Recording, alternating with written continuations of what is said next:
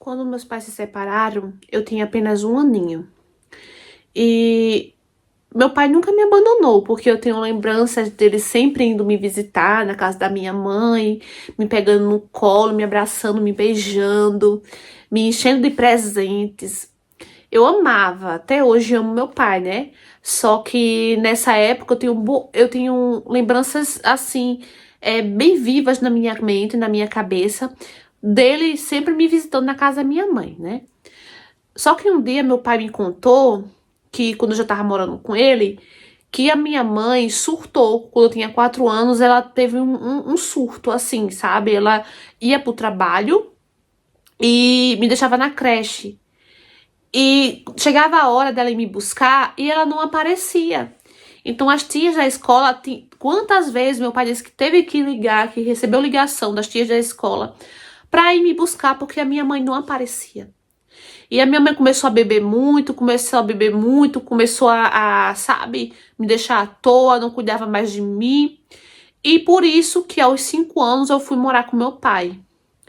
E até hoje eu não entendo por que a minha mãe ela fez isso, né? Não entendo e nem teve a oportunidade de perguntar a ela porque ela sumiu no mundo.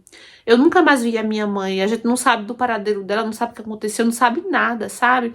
E até hoje eu não sei por que minha mãe fez isso, porque eu tenho lembranças dela muito boas.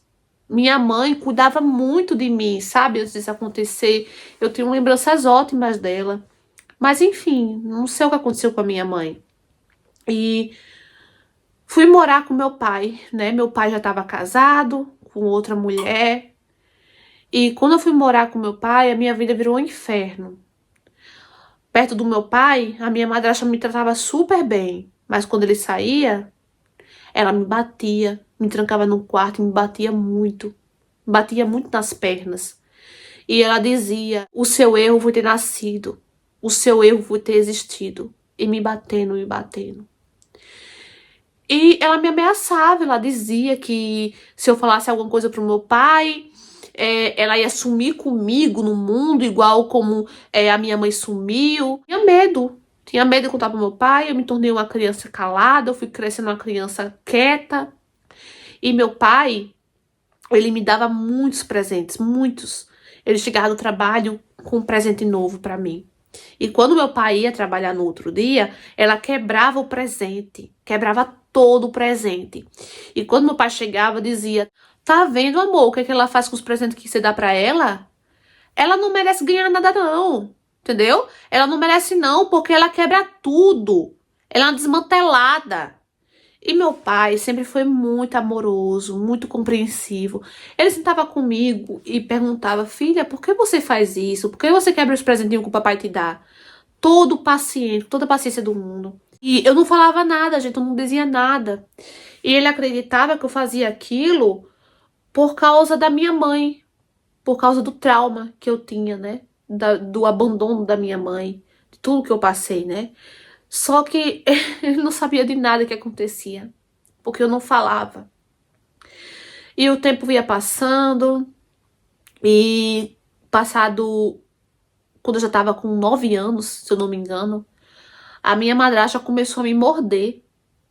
Começou a me morder parecia um bicho. Parecia que tinha uma coisa dentro dela, sabe? Uma coisa ruim, que... E ela se sentia bem com isso, sabe? E ela tava sempre feliz, sempre rindo. Quando meu pai chegava, me abraçava, me beijava. Eu tinha nojo dela, nojo. E eu não conseguia dizer nada, falar nada. E meu pai não percebia nada. Teve um dia que a gente se mudou para outro bairro. E eu fui estudar em uma escola que ficava bem perto da minha casa. E nessa escola só tinha aula de manhã, porque à tarde funcionava tipo meio que um projeto lá, sabe? E nesse projeto tinha artesanato, tinha teatro, tinha futebol, tinha esporte, tinha muitas coisas, né? Então eu comecei a estudar de manhã e à tarde eu fazia artesanato. O artesanato era um refúgio pra mim, sabe? Me desestressava, me fazia esquecer de tudo que eu vivia dentro da casa do meu pai, com a minha madrasta. E ainda mais, foi o meu livramento, foi o meu refúgio, porque eu passava o dia todo na escola, gente. A escola fornecia um café da manhã, né? Umas 10 horas da manhã, tinha um café da manhã. Então eu estudava de manhã, tomava café na escola, almoçava no projeto, 2 horas começava minhas aulas de artesanato. E eu chegava em casa 5 horas da tarde, quando meu pai já estava em casa. Então foi um alívio muito grande pra mim, gente, um alívio muito grande. Eu não via mais minha madrasta. Eu não via mais. Eu não ficava mais sozinha com ela. Então, eu percebi que a minha madrasta começou a ficar estressada. Foi daí que eu percebi que era como se fosse uma terapia pra ela me bater, me morder, entendeu? E eu, ao contrário dela, que ela tava se estressando, eu tava ficando mais feliz. Eu não gostava de olhar pra cara dela, eu fingia que ela nem existia ali na casa. Meu pai chegava, vivia agarrada com meu pai, sabe? Dormia, trancava o meu quarto, passei a trancar a porta do meu quarto. Ela começou a reclamar com meu pai que eu tava trancando a porta do quarto. E o meu pai disse que eu já tava ficando uma mocinha, que isso era normal, que eu queria minha privacidade. E ela vivia brigando com meu pai, falando que ele tava me mimando muito, passando a mão muito na minha cabeça. Só que o meu pai não gostava quando ela falava mal de mim, entendeu? Quando ela falava essas coisas comigo. Meu pai pirava com ela. Então meu pai gritava com ela: você não fale assim da minha filha é amada. Ela não é mimada, ela é uma filha muito boa. Meu pai, olha, falava um monte de coisa com ela, achava era bom. Até que ela foi deixando de implicar comigo. E eu passava o dia todo na escola, eu não via ela. Sábado e domingo meu pai estava em casa, meu pai não trabalhava. Nossa, era muito bom. Eu tava vivendo outra vida, sabe? Então, um dia, a professora do projeto, do artesanato, falou que não ia ter projeto na sexta-feira. Quando minha professora falou isso, gente, eu chorei. Eu chorei de soluçar. E eu falava, o que aconteceu, meu bem? Fala pra mim o que aconteceu. E eu chorando, sabe, de soluçar. E eu dizia, eu não quero ir pra casa, não quero ir pra casa. Eu quero ficar aqui. Deixa eu ficar aqui, não quero ir pra casa. E eu só dizia isso. E ela chamou a diretora, me levou pra sala. Ficaram ali, ó. Eu não me lembro, mas fiquei bastante tempo. Elas tentando arrancar de mim alguma coisa, por dizer alguma coisa, que elas sabiam que estava acontecendo alguma coisa. Chamaram a psicóloga, porque nesse projeto, todo dia de tarde, tinha uma psicóloga também lá, né? Uma professora que era psicóloga.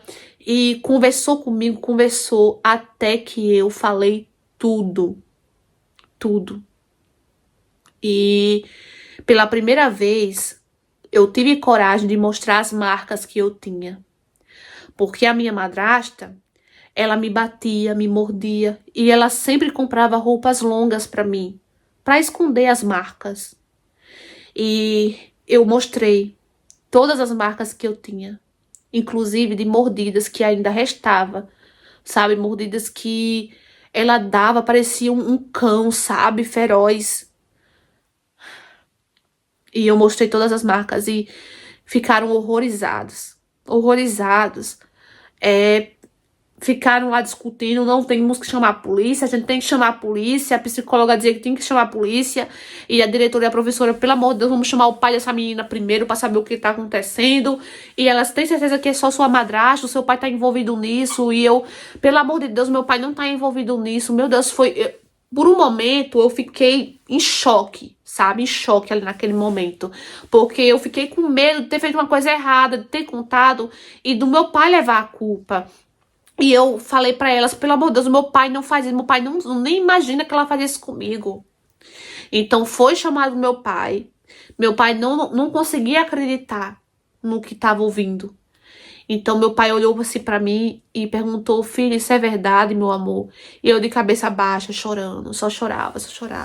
E eu agarrava ele, eu abraçava ele, pedia desculpa por não ter falado pra ele. Meu pai na hora acreditou em mim. Meu pai só pediu para que não envolvesse polícia, sabe?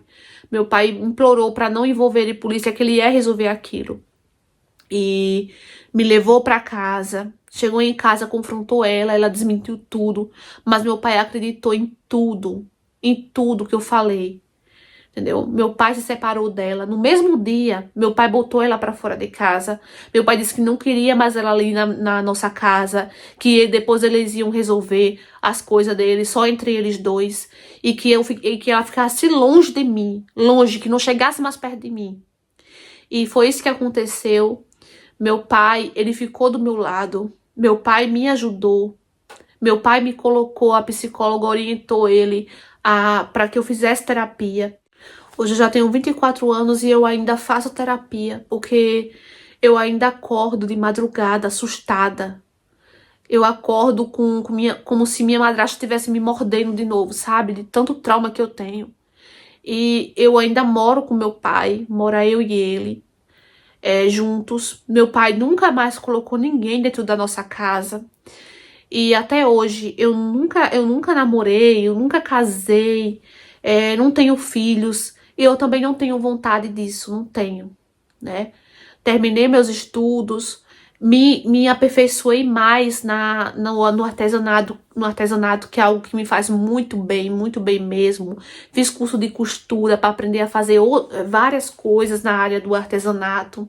Hoje tem um quiosque em frente à praia de artesanato, um quiosque simples, né, mas que é um ponto bastante turístico, então eu consigo expor, colocar as minhas coisas assim, exposição, compram bastante, sabe? Eu tenho paixão, amor por aquilo. O artesanato me faz tanto bem, sabe? Foi o meu refúgio por muito tempo e continua sendo, né? Então hoje eu trabalho com isso, moro sozinha com meu pai, eu e ele, né? E eu amo meu pai de paixão. Meu Deus, eu agradeço a Deus por eu ter tido um pai maravilhoso que acreditou em mim de primeira, assim, sabe? Que me defendeu, me protegeu e não me desprezou para ficar do lado de uma mulher, né? Uma mulher má, cruel. E eu sei que muitas crianças, muitas meninas não têm essa sorte que eu tenho, né? De ter um pai ou uma mãe boa. E o que eu quero dizer com a minha história é que se você tem um filho, preste atenção no seu filho, não confie totalmente em ninguém, não coloque pessoas estranhas dentro da sua casa, observe seu filho, olhe o corpinho dele para ver se tem alguma marca, alguma mancha, porque se meu pai tivesse esse hábito, eu sei que não é comum, né, o pai ter esse hábito de olhar o corpo de uma menina, tem muitos deles que tem receio, né, e confia na pessoa que vive, né, de cuidar da filha, como meu pai confiava na minha madrasta para comprar minhas roupas, para cuidar de mim, né, para me olhar, e ele não tinha, sabe, essa visão de ver, de olhar o meu corpo, né? Eu até entendo isso. Hoje em dia não é normal um pai fazer isso com a filha, né? Mas prestem atenção nos seus filhos. Se você estiver passando por alguma coisa difícil, alguém estiver lhe maltratando, seu pai, sua mãe, padrasto, madrasto, o que for, entendeu? Não tenha medo de contar para um adulto, para um professor. Não tenha medo, procure ajuda, porque com certeza alguém vai lhe ajudar. E você, pai e mãe, observe mais as suas crianças. Então, amores, mais uma história baseada em fatos reais. A história é bem pesada, né? Eu confesso que ao ver essa história, eu fiquei muito mal, né? Mas tem a importância de ser falado sobre isso, porque, gente, infelizmente, tem muitos pais aí que não prestam atenção nos filhos, nos sinais que os filhos dão, né? Porque vocês viram a menina da história, foi crescendo uma menina calada, uma criança triste, que não era comunicativa. Isso já é o primeiro sinal que os pais devem prestar atenção quando o filho quando tem alguma coisa errada acontecendo com o filho, né? E essa questão que ela falou, eu acho importante sim A mãe, principalmente a mãe, ela tá sempre olhando o corpo do filho, né? Olhar só se tem alguma mancha no corpo. Eu acho que não tem nenhum mal nisso, né? Eu sempre olho o corpinho da minha filha pra ver se tem alguma mancha, que ela também tá na escolinha. Eu fico... Claro que aqui tratam muito bem a minha filha, graças a Deus. Mas eu sempre olho pra ver se não tem nenhuma manchinha, nada assim, né?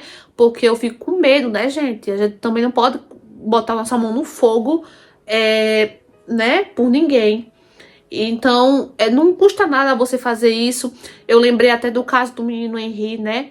Que o padrasto fazia tudo aquilo com o menino. E com certeza aquela safada daquela mulher acobertava, né? Porque é impossível, gente, impossível. Tudo aquilo que acontecia com o menino, né, debaixo do teto dela, ela não via. Gente, desculpa aumentar o tom de voz, é porque esse caso me revolta, sabe?